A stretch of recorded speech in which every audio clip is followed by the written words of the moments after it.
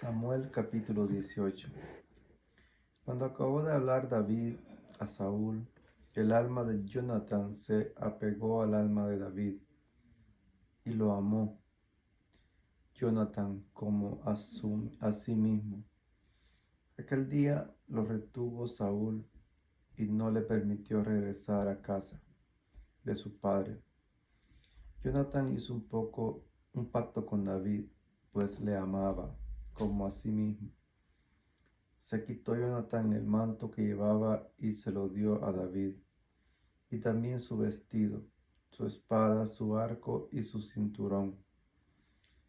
David lograba éxito en todas las campañas que Saúl le encomendaba, de modo que Saúl lo puso al frente de una tropa. David se hizo querer de todo el pueblo, incluso de los cortesanos de Saúl. A su regreso, cuando volvía David de batir a los filisteos, salían las mujeres de todas las ciudades de Israel al encuentro del rey Saúl para cantar danzando al son de adufes y triángulos, con cantos de alegría. Las mujeres danzando cantaban a coro.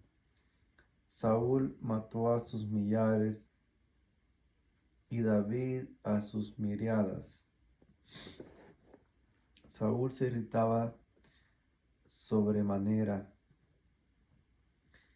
y le disgustaba tal espectáculo. Se decía: atribuyen miriadas a David y a mí millares. Solo le falta ser rey. Y desde aquel día en adelante miraba Saúl a David con ojos envidiosos. Al día siguiente se apoderó de Saúl un espíritu malo de Dios y deliberaba en medio de la casa. David tocaba como otras veces. Tenía Saúl la lanza en la mano. Blandió Saúl la lanza y pensó: voy a clavar a David en la pared. Pero David le esquivó 2 veces. Saúl temía a David porque Yahvé estaba con David y se había apartado de Saúl. Así que Saúl lo alejó de su lado, nombrándolo jefe de 1000, situación que le obligaba a andar de aquí para allá al mando de la tropa. Pero David ejecutaba con éxito todas sus empresas y Yahvé estaba con él. Viendo Saúl que tenía mucho éxito, le cobró miedo. Todo Israel y Judá quería a David, pues realizaba las campañas al mando de ellos. Dijo Saúl a David: voy a darte por mujer a mi hija mayor, Merab. Vale con que me seas valeroso y luches las batallas de Yahvé. Saúl se había dicho: que no muera por mi mano, sino por mano de los filisteos.